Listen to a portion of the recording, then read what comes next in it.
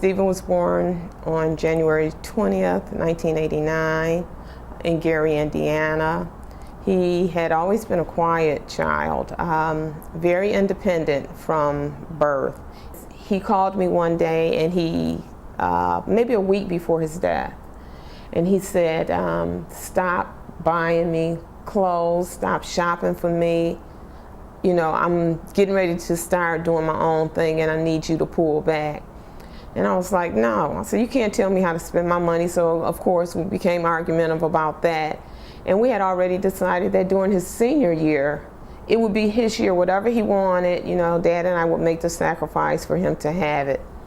So in saying that, last year this time, I was way in the mode of Christmas shopping for him, only to learn that on November 23rd, I would receive a phone call saying that my son had been shot.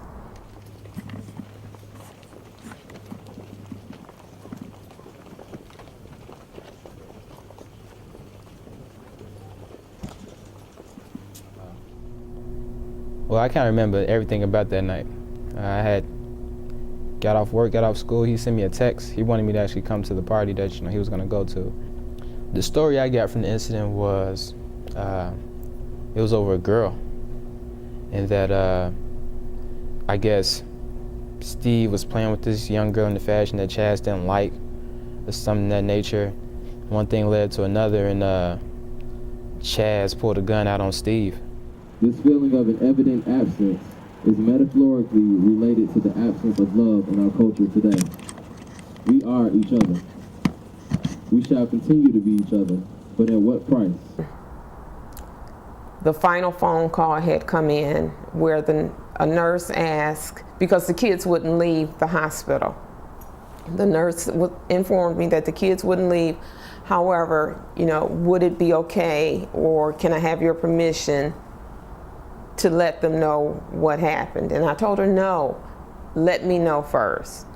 And she told me we tried to do everything we can, we couldn't save him. At that time,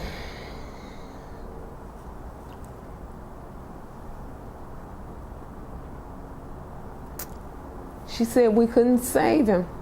And by that time, they had cleaned him up, and they took us in a room, and I saw my baby laying on a slab, and he had a little blood in his nose and a little in his ear, but he was clean. And he had a tube in his mouth. And I just looked at him, and I told my husband, I said, he's not here. I said, he's gone already. And that just simply meant that his spirit had left his body. I miss it, but even within a year's time, I know it's gone.